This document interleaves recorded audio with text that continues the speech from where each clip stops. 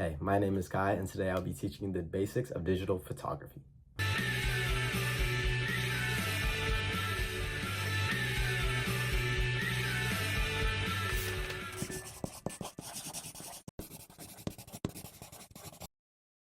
First, with how a digital camera works, is that once you take a photo, light will travel through the lens, and the light particles that make up the light will then hit a sensor, and that sensor will then convert the light particles into a digital image which will pop up on your LCD. Today's crash course will be focused on shooting in manual mode, and manual mode features three main settings, which are aperture, shutter speed, and ISO.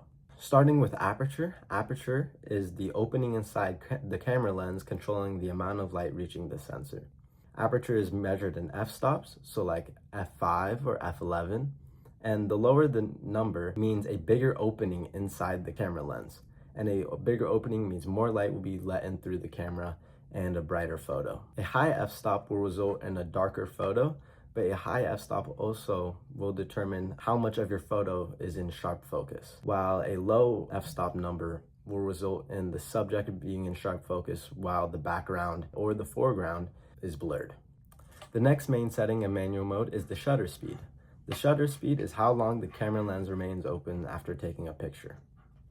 The longer the shutter speed is, means more light will be taken in a brighter photo, perfect for night photography. But also, a longer shutter speed will also result in motion being blurred, while a fast shutter speed will result in less light being taken in. However, the motion of the subject will be frozen in time almost, so perfect for any sports photography. The last main setting in manual mode is your ISO, and your ISO measures how sensitive the sensor inside the camera is to light.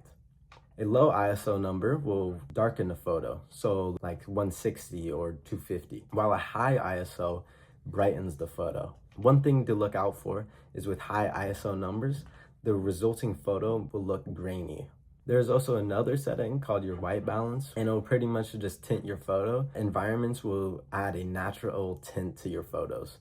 So clouds or darker environment tends to lead to a more blue photo, while a brighter environment usually lead to a more yellow photo. Next, to help out with your photo taking skills, there are composition techniques you can follow to make your pictures look more interesting. A favorite of mine is the rule of thirds, which is just placing your subject anywhere outside of the center. So your subject could be in the left of your photo, the right of your photo, the top, the bottom. It doesn't really matter, just anywhere outside of the center. Another composition technique is the opposite of the rule of thirds, where you place the subject of your photo directly in the center.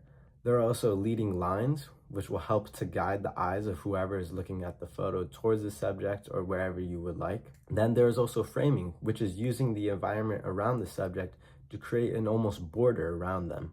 You could also frame the subject as taking up the whole or almost the whole of the photo. Or you could even take your photo from a unique angle instead of taking it from straight on. So taking it from the ground looking up at it, from the top looking down, or from the side, just anywhere not straight on.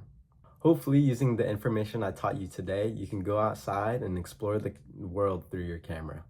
Thank you for watching.